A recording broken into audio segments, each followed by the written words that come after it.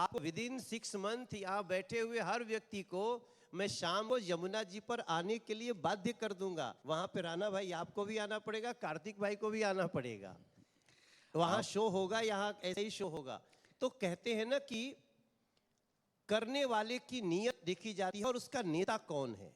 हम आज तक जब भी नरेंद्र मोदी जी के पास किसी भी बड़ी योजना के लिए, क्योंकि हमारा तो 5 करोड़ रुपए का फंड है, लेकिन जब हम 4000 करोड़ के फंड के लिए गए तो भी नरेंद्र मोदी जी के चेहरे पे सिकन नहीं देखा। उन्होंने तुरंत बोला इसको नीति में लाओ, मिनिस्टर को बोला ये बहुत जरूरी है, इसको करके दो।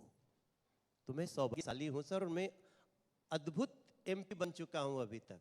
जो आपके 7.9 का मार्क्स है लोगों का, मुझे लगता है कि आपने बताया, आपके मुताबिक आपके करने की गुंजाइश दिल्ली में बहुत ज़्यादा रही है, आपने किया भी है। दिल्ली के मुख्यमंत्री अरविंद केजरीवाल बार बार आपकी सरकार और आप लोग पर आरोप लगाते हैं कि आप करने की गुंजाइश नहीं देते उनको। आपने जब कभी वो चाहते हैं कुछ करना तो किसी कानून के जरिए आप लोग देते हैं। अफसरों के आज का बयान देखिए आप, अफसरों के तबादले और अफसरों के प्रमोशन का मामला, जिसमें आपने बिल ला करके उसको फिर कानून बना दिया। ऐतराज़ बार बार उनका रहता है कि परेशान किया जाता है। उनके पास सिर्फ ऐतराज है। अरविंद केजरीवाल जी के पास या तो ऐतराज है और नहीं तो भ्रष्टाचार का राज है। तीसरा उनके पास कुछ नहीं है। मैं एक एग्जाम्पल देता हूं, शास्त्री पार्क का फ्लाईओवर। हम कह रहे हैं शास्त्री पार्क का फ्लाईओवर बनना चाहिए, तो उस समय उनके एक मंत्री जो अभी जेल में हैं, परेशान हैं, सत्येंद्र जैन जी, उन्हें बोला, मनोज तिवारी ने कह दिया वही बना देगा। रोड पीडब्ल्यूडी की। मुझे आमरण अनशन पे बैठना पड़ा और हमारी लोकसभा के कम से कम 1000 लोग आकर के आमरण अनशन पे बैठे।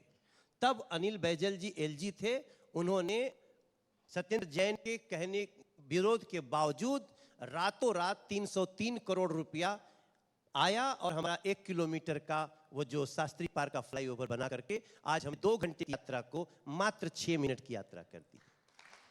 सर कौन रोकता है? अब बताइए, ये तो केस में आपको दिया हूं तो किस सामने हमने भूमिगत जलाशय बनाए अपने क्षेत्र में। 104 करोड़ रुपए हम अमृत योजना में लेके आए और जब हम बना लिए तो ये लोग कहते हैं कि इसका उद्घाटन नहीं करने देंगे। क्यों? उद्घाटन होने दो, लोगों को फायदा होने दो। मान लो किसी का 10 मंजिल का बिल्डिंग है, बड़ी बड़ी, इसके पीछे जब जाएंगे ना तो पता चलेगा दिल्ली में मल्टी स्टोरी बिल्डिंग क्यों नहीं बनती है। उसका कारण है कि ये लोग पानी नहीं दे रहे हैं कि वो 20वीं मंजिल पे चढ़ सके। हम भूमिगत जलाशय बनाए, मशीन लाए, नरेंद्र मोदी जी की योजना का लाभ लिए, उसको उद्घाटन नहीं होने दिया 1 साल 3 महीना। फिर हमने कहा भैया तुम ही उद्घाटन कर दो, तो वो भी उद्घाटन करने भी नहीं आया, चोरी से एक दिन आकर के ऐसे फीता काट के भाग के गए। हमने कहा काट तो दो, लोगों को पानी तो मिलने दो। अब बताइए कौन रोकता है? ऐतराज सिर्फ अरविंद केजरीवाल जी के डिक्शनरी में है, ऐतराज भारतीय जनता पार्टी के डिक्शनरी में है ही नहीं। लेकिन बार बार वो ये कहते हैं, मुझे लगता है कि दिल्ली और पंजाब ये 2 ऐसे राज्य हैं जहाँ टकराहटें आपकी और उनकी पार्टी के बीच में ज़्यादा हैं, जो कि दोनों दलों पर उनका शासन है।